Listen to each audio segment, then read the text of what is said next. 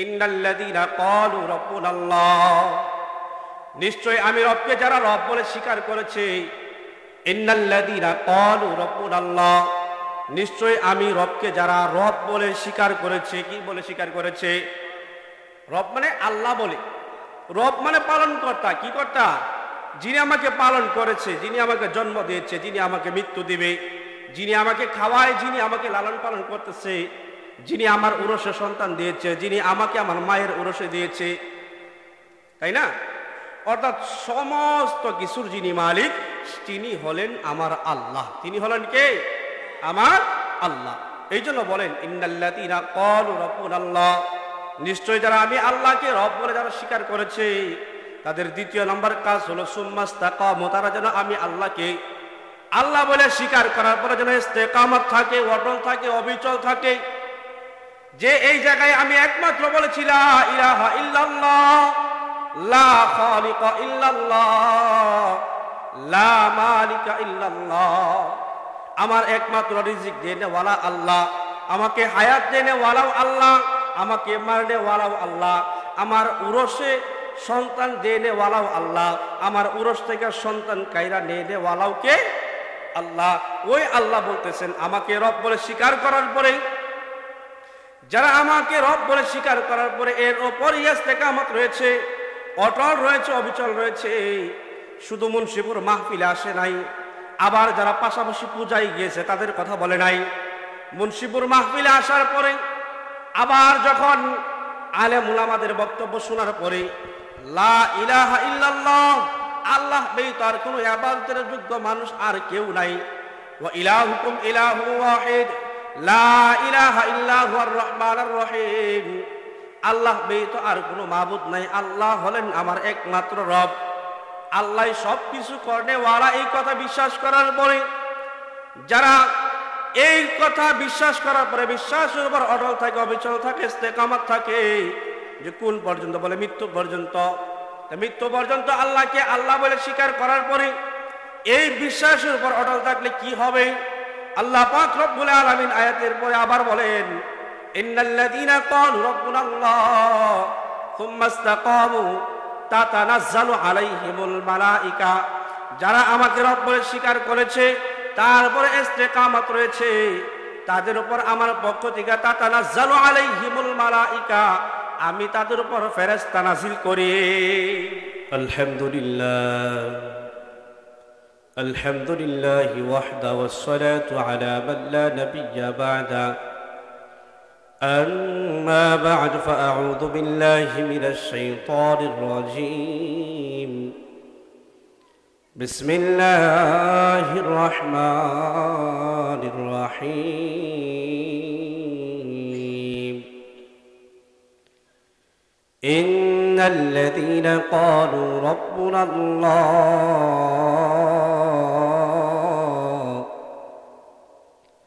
ثم استقاموا تتنزل عليهم الملائكة ألا تخافوا ولا تحزنوا وأبشروا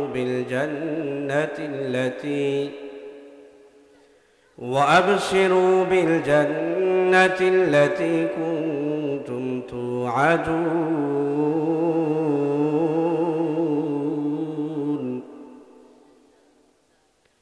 صدق الله مولانا العلي العظيم وصدق رسوله النبي الكريم ونحن على ذلك لمن الشاهدين والشاكرين والحمد لله رب العالمين. আল্লাহ পাকের দরবারে লাখ শুকরিয়া যে মহান রব্বুল আলামিন আপনি আমাকে সকল কবরবাসীর আত্মার মাগফিরাতের উদ্দেশ্যে মরহুম আক্কাস আলী সাহেবের বাড়িতে দ্বিতীয় বার্ষিক ইসলাহি দোয়ার মাহফিলে আসবার বসবার তৌফিক দান করেছেন। এই জন্য মন থেকে দিল থেকে মন্দির উজাড় করে রব্বে কাবার দরবারে শুকর গুজার হই আলহামদুলিল্লাহ। এই মাহফিল আইসা তো সকলেই খুশি ইনশাআল্লাহ। যদি খুশি থাকেন তাহলে আমি আরেকটু আবদার করব। মুন্সিপুর সাহেব তো আবদার করছে, এলাকার সন্তান হিসাবে আমি মুসাফির হিসাবে আরেকটু আবদার করি, আরেকটু সামনে চলে আসেন প্রত্যেকে। দুইজন আরো বড় বড় আলেম আছে ইনশাআল্লাহ, ওনারা আলোচনা করবেন, একটু চলে আস। লা ইলাহা ইল্লাল্লাহ, লা ইলাহা ইল্লাল্লাহ, লা ইলাহা ইল্লাল্লাহ, লা ইলাহা ইল্লাল্লাহ মুহাম্মাদুর রাসূলুল্লাহ সাল্লাল্লাহু আলাইহি ওয়াসাল্লাম। অল্প সময় শুনছেন, আধা ঘন্টা আলোচনা করব। আর আমরা বাস্তবিকভাবে 12:40 রওনা দিচ্ছি, এখানে আসছি 7:40 বাজে, প্রায় 8 ঘন্টা জার্নি করে আসছি শুধু আপনাদের মোহাব্বতে, দিনের একটু খেদমতে এবং বন্ধুবর মুফতি শামসুল ইসলাম মুন্সিপুর সাহেবের মোহাব্বতে, ভালোবাসায়। আমি বাড়িতে আসা যাওয়ার পথে ওনার মাদ্রাসা হয়ে আসি, সদা সর্বদাই ওনার সাথে সাক্ষাৎ হয়, দেখা সাক্ষাৎ হয়, কথাবার্তা হয়, অত্যন্ত মোহাব্বত করে, নিজেও মোহাব্বত করি। এই কারণে এতটুকু মুজাহেদা দিনের জন্য করা। আর যত আগে আলোচনা ছাড়বো তত আগে আমাদেরকে গন্তব্যস্থলে যেতে আমাদের জন্য সুবিধা হবে। যেন অল্প আলোচনা, খুতুবাতের ভিতরে যে আয়াতে কারিমা তিলাওয়াত করেছি, যারা আমার জন্য মুন্সিপুরি সাহেবের সাথে বলছেন, বিশেষ করে তাদের কমপক্ষে গত বছর আলোচনাটা মনে থাকা দরকার, মনে হয় মনে আছে। গত বছর আলোচনা করেছিলাম, কেউ যদি আল্লাহর সাথে সাক্ষাৎ করতে চায়, কেউ যদি আল্লাহর দিদার নসিব করতে চায়, সেই জন্য মিনিমাম 5টা আমল করে। আর 5টা আমল যেন 2টা আমল করে, 2টা আমল যেন 5টা জিনিস থেকে মুক্তি থাকে। আল ইহতিরাজু আনিশ শিরকি ওয়াল কুফরি ওয়ান নিফাক, আল ইহতিরাজু আনিস সাগাইর, আল ইহতিরাজু আনিল কাবাইর, আল ইহতিরাজু আনিল মুশাবাহা, আল ইহতিরাজু আনিল বিদআ। শিরিক, কুফর, নিফাক থেকে যেন মুক্তি থাকে, কবিরা গুনাহ থেকে মুক্ত থাকে, সগীরা গুনাহ থেকে মুক্ত থাকে, মুশাবাহা সন্দেহযুক্ত আমল থেকে মুক্ত থাকে, এবং বিদআত যেন সে না করে। এই 5 জিনিসের আমল করতে পারলে, যদি এই 5টা জিনিস থেকে আমলকে মুক্ত থাকে, তাহলে আল্লাহ পাকের ওয়াদা লিকা রাব্বিহি ফালিয়ামাল আমালান সলিহা ওয়ালা ইউশরিক বিইবাদাতি রাব্বিহি আহাদা।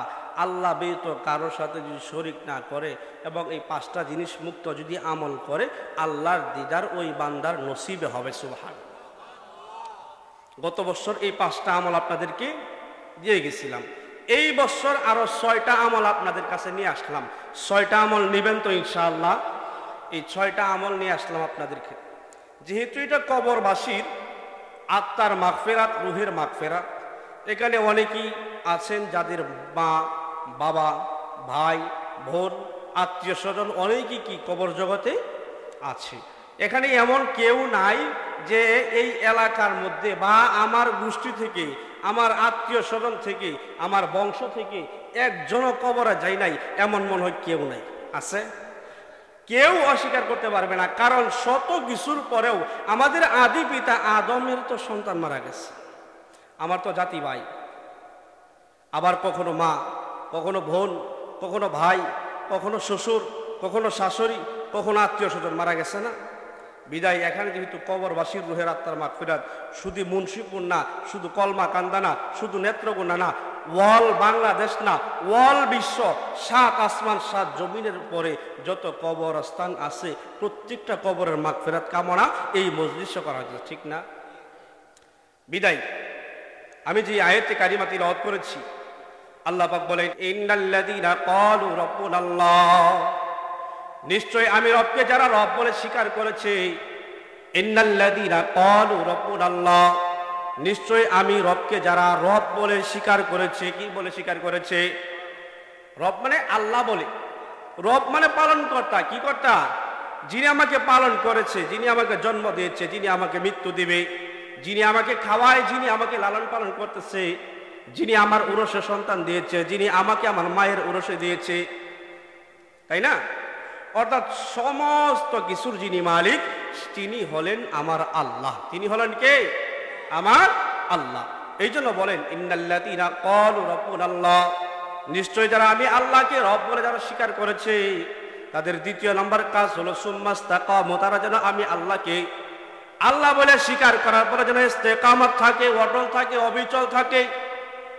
যে এই জায়গায় আমি একমাত্র বলেছি লা ইলাহা ইল্লাল্লাহ, লা খালিকা ইল্লাল্লাহ, লা মালিকা ইল্লাল্লাহ, আমার একমাত্র রিজিক দেনেওয়ালা আল্লাহ, আমাকে হায়াত দেনেওয়ালাও আল্লাহ, আমাকে মারনেওয়ালাও আল্লাহ, আমার উরসে সন্তান দেনেওয়ালাও আল্লাহ, আমার উরস থেকে সন্তান কাইরা নেওয়ালাও কে? আল্লাহ। ওই আল্লাহ বলতেছেন আমাকে রব বলে স্বীকার করার পরে, যারা আমাকে রব বলে স্বীকার করার পরে এর ওপরই ইস্তেকামত রয়েছে, অটল রয়েছে, অবিচল রয়েছে, শুধু মুন্সিপুর মাহফিলে আসে নাই, আবার যারা পাশাপাশি পূজায় গিয়েছে তাদের কথা বলে নাই। মুন্সিপুর মাহফিলে আসার পরে আবার যখন আলেম উলামাদের বক্তব্য শোনার পরে লা ইলাহা ইল্লাল্লাহ, আল্লাহ ব্যতীত আর কোনো ইবাদতের যোগ্য মানুষ আর কেউ নাই, ওয়া ইলাহুকুম ইলাহুন ওয়াহিদ লা ইলাহা ইল্লা হুয়ার রহমানুর রহিম, আল্লাহ ব্যতীত আর কোনো মাবুদ নাই, আল্লাহ হলেন আমার একমাত্র রব, আল্লাহ সব কিছু করেওয়ালা, এই কথা বিশ্বাস করার পরে যারা এই কথা বিশ্বাস করার পরে বিশ্বাসের উপর অটল থাকে, অবিচল থাকে, ইস্তেকামত থাকে, যে কোন পর্যন্ত বলে মৃত্যু পর্যন্ত। মৃত্যু পর্যন্ত আল্লাহকে আল্লাহ বলে স্বীকার করার পরে এই বিশ্বাসের উপর অটল থাকলে কি হবে?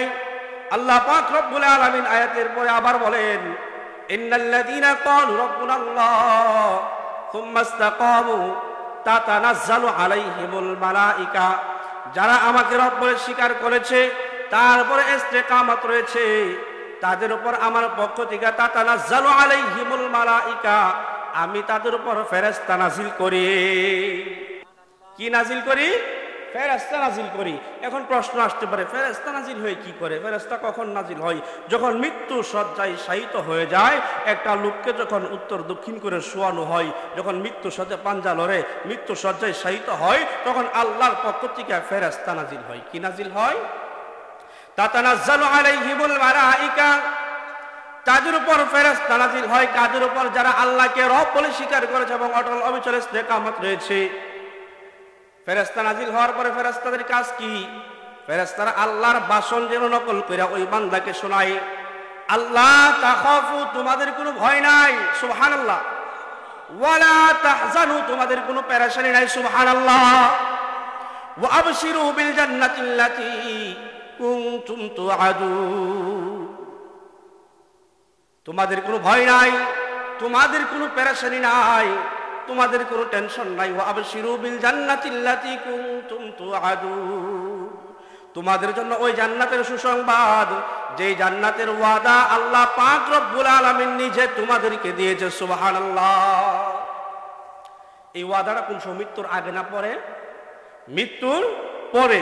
এই জাযা, এই বিনিময়টা কখন? মৃত্যুর পরে। এক নাম্বার শর্ত হলো ঈমান আনা, অর্থাৎ আল্লাহকে আল্লাহ বলে স্বীকার করা। দ্বিতীয় নাম্বার শর্ত হলো এর উপর অটল অবিচল ইস্তেকামত থাকা, আমি আল্লাহকে একলাই মানছি, দ্বিতীয় আর কেউ নাই। মাজার আমার সন্তান দেয় না, মাজার আমাকে খাওয়াই না, মাজার আমাকে লালন পালন করে না, মাজার মৃত্যু দেয় না, মাজার আমাকে কোনো কিছু করাই না, একমাত্র করাইকে, আবার বলেন করাইকে, একমাত্র আল্লাহ। একমাত্র কে? ওই আল্লাহকে যারা আল্লাহ বলে স্বীকার করেছে এবং ইস্তেকামত রয়েছে, তাদের মৃত্যুর সময় আল্লাহর পক্ষ থেকে হাদিয়া হিসাবে, গিফট হিসাবে ফেরেশতা নাজিল হয়।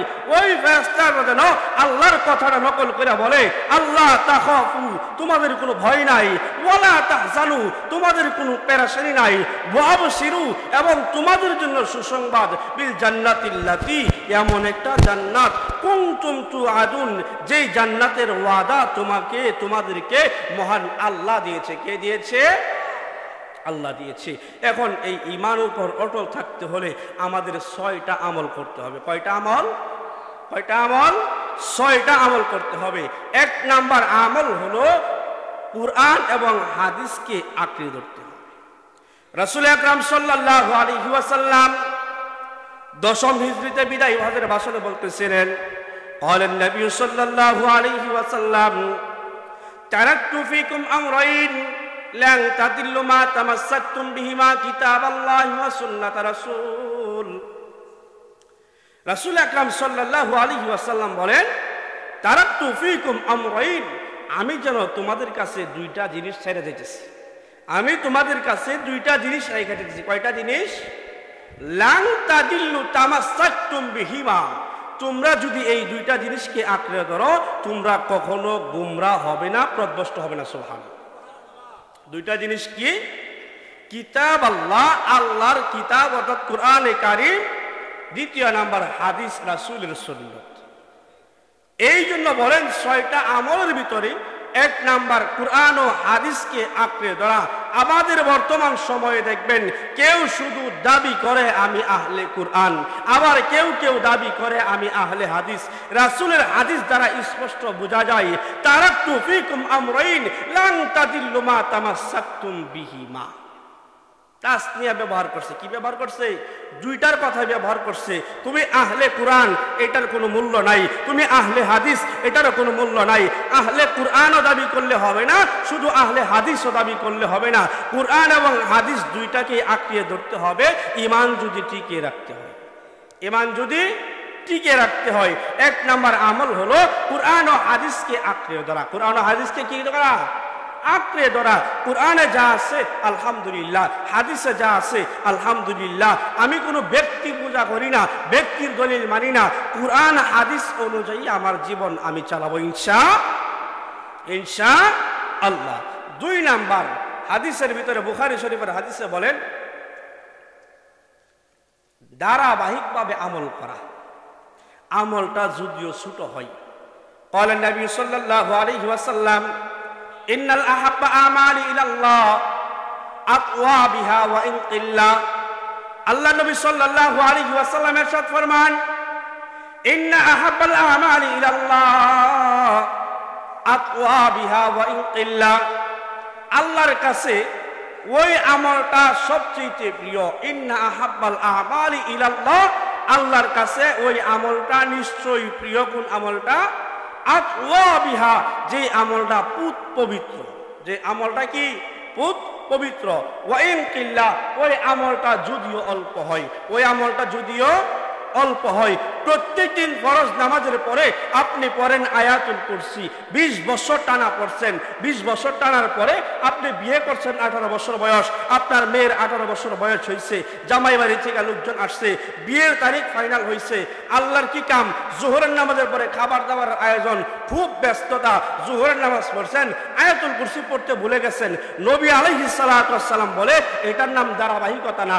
যত ব্যস্ততায় থাকুক, যতই বিজি থাকো না কেন, যতই ব্যস্ততা থাকো না কেন, যতই কাজে মগ্ন থাকো, যতই মশগুল থাকো, তুমি ধারাবাহিকভাবে আমলটা করবা। আর প্রত্যেক দিন 5 ওয়াক্ত নামাজের পরে 5 বার যদি কেউ আয়াতুল কুরসি পড়ে, রাসূল আকরাম সাল্লাল্লাহু আলাইহি ওয়াসাল্লাম বলে ওই লোকটা মৃত্যু হতে দেরি কিন্তু আল্লাহর জান্নাতে যাইতে দেরি না। করবেন তো ইনশাআল্লাহ? করবেন তো ইনশাআল্লাহ? 5 ওয়াক্ত নামাজের পরে আরেকটা আমল দেই। প্রত্যেক দিন 5 ওয়াক্ত নামাজের পরে, ফরজ নামাজের পরে 33 বার সুবহানাল্লাহ, 33 বার আলহামদুলিল্লাহ, 33 বার আল্লাহু আকবার, একবার লা ইলাহা ইল্লাল্লাহু ওয়াহদাহু লা শারীকা লাহু লাহুল মুলকু ওয়া লাহুল হামদু ওয়া হুয়া আলা কুল্লি শাইইন কাদির। এই আমলটা করবেন। 33 বার সুবহানাল্লাহ, 33 বার আলহামদুলিল্লাহ, 33 বার আল্লাহু আকবার, 3 33 99, একবার ওই দোয়াটা পড়বেন, লা ইলাহা ইল্লাল্লাহু ওয়াহদাহু লা শারীকা লাহু লাহুল মুলকু ওয়া লাহুল হামদু ওয়া হুয়া আলা কুল্লি শাইইন কাদির। হাবিব সাল্লাল্লাহু আলাইহি ওয়াসাল্লাম বলে এই তাসবিহকে তাসবিহে ফাতিমি বলে। তো এই 33 বার 33 বার 33 বার 3 33 99 এবং আর একবার হলো লা ইলাহা ইল্লাল্লাহ। এই জন্য হয় আপনার মিআ মানে 100 আরবিতে বলে। তো একবার যদি কেউ ফরজ নামাজের পরে 100 বার পড়ে, এই তার গুফিরা লাহু মা তাকাদ্দামা মিন যামবিক ওয়া ইন কানা মিসলা যাবাতিল বাহরি, বলে তার জীবনের সমস্ত গুনাহগুলি মাফ করে দাও। এবং গুনাহ কোন পরিমাণ? ওয়া ইন কানা মিসলা যাবাতিল বাহরি, তার গুনাহ যদি সাগরের ফেনা পরিমাণ পর্যন্ত হয় তাও আল্লাহ তার গুনাহগুলি মাফ করে। মাফের দরকার আছে না? আজকে তো মাফেরই মজলিস, ঠিক আছে না? আজকে এটা মাফেরই মজলিস। এই জন্য নবী বলেন কেউ যদি 5 ওয়াক্ত নামাজের পরে আমলগুলা করে তার জীবনের সমস্ত গুনাহ আল্লাহ মাফ করে। এই জন্য বলে 1 নাম্বার আমল কুরআন ও হাদিসকে আঁকড়ে ধরা, 2 নাম্বার আমল যত ছোট্ট হোক না কেন আস্তে আস্তে আস্তে আমলের অভ্যাস করা, এবং আমল যত ছোট্ট হোক না কেন আমলটা ধারাবাহিকভাবে করা। এখন চিন্তা করেন, আপনাদের কলমাকান্দা বর্ডার অঞ্চল তো, তাই না? একটা পাহাড় থেকে 3 জনে পাহাড়টাকে ভাগ করছেন, 3 জনে পাহাড়টাকে ভাগ করছেন। দোস্ত, তুমি এই অর্ধেক পাহাড় নিবা, তুমি এই পাশের পাহাড় নিবা, আমি মাঝখানের পাহাড় নিব। সময় হলো 1 মাস, সময় হলো 1 মাস। বন্টন করছেন। কথার কথা ধরেন 15 কেজি পাহাড় 5 কেজি করে পড়ছে। পাহাড় তো 15 কেজি হয় না, কথার কথা বুঝাইলাম আর কি। 3 5 15, 3 জন 5 কেজি করে নিছেন। সময় 1 মাস, কাজ শেষ। এখন কি আরো পাহাড় আছে ওই জায়গায়? পাহাড় তো নিয়ে কমপ্লিট করছেন, ঠিক আছে না?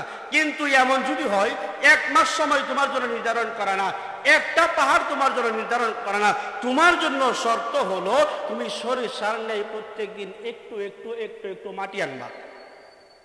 সরিষার নেই প্রত্যেকদিন একটু একটু করে মাটি আনবা। তুমি যতদিন আনতে পারো, আপনি 10 বছর আনলেন, 15 বছর আনলেন, 20 বছর আনলেন, 30 বছর আনলেন, আনার পরে ওই যে 5 কেজি বন্টন করছে তার মতো হবে না বেশি হবে?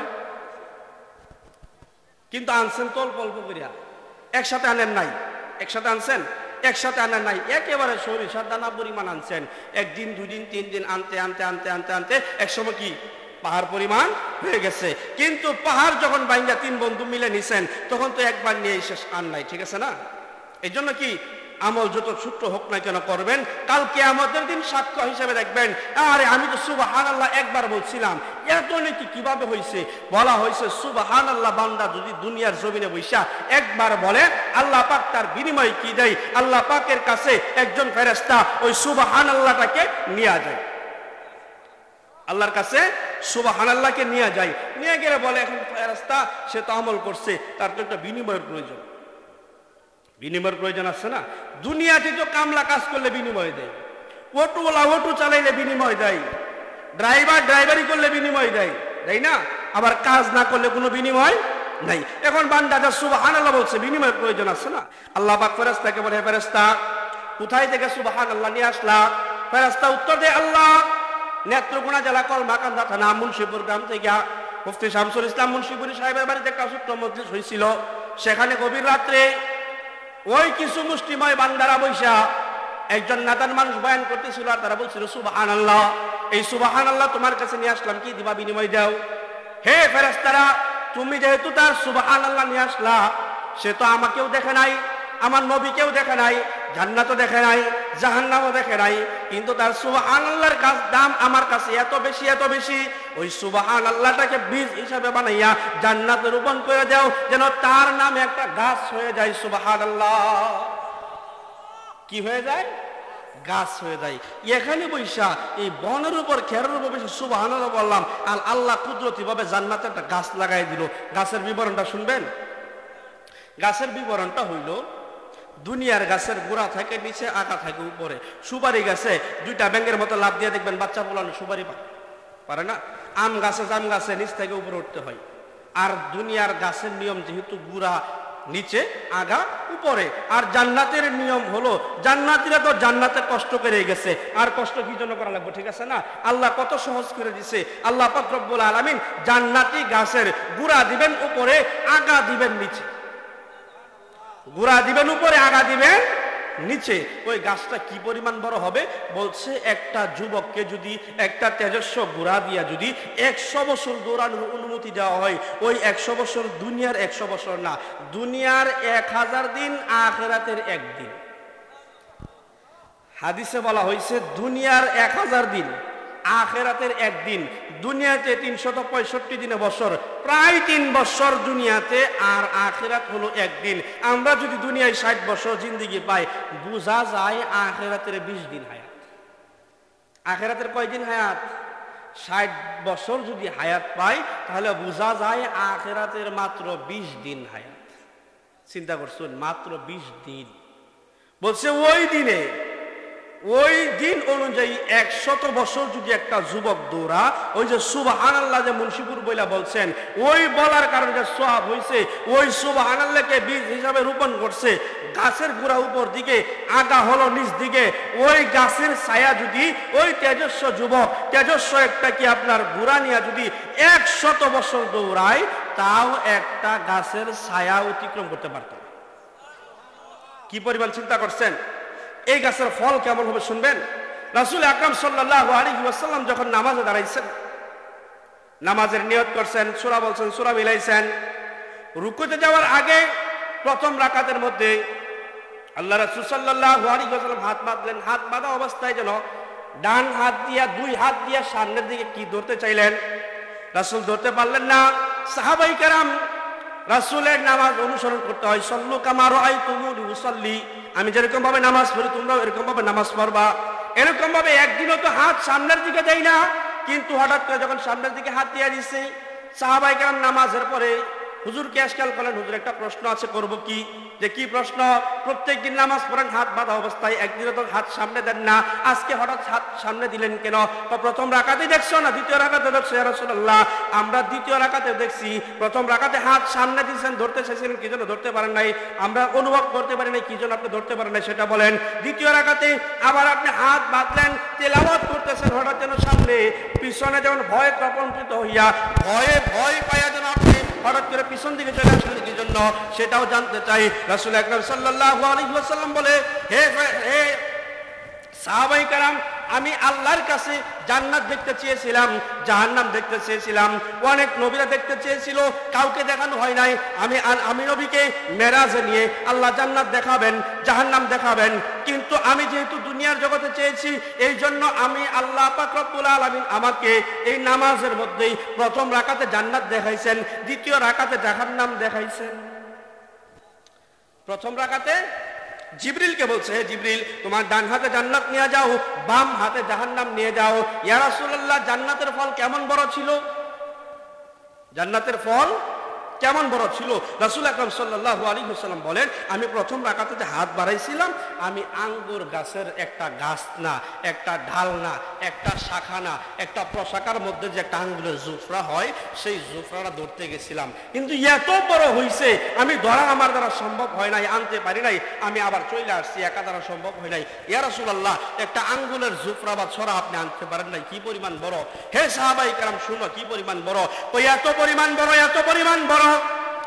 আমি নবী সহ তোমরা সাহাবায়ে কেরাম সহ যদি আনেওয়ালা উম্মত কিয়ামত পর্যন্ত যারা আসতো, তারাও যদি একটা সরা বা জুফরা থেকে আঙ্গুর সিরা নিয়ে খাইতো, তাও শেষ হইতো না। চিন্তা করছেন? নবী সহ সাহাবী সহ কিয়ামত পর্যন্ত যত উম্মত আসবে, প্রত্যেক উম্মত যদি একটা জুফরা থেকে নিয়ে আঙ্গুর সিরা খাইতো, তাও আঙ্গুরের সরা শেষ হইতো। তাহলে এটা যদি প্রশাখা হয়, শাখা কেমন বড়?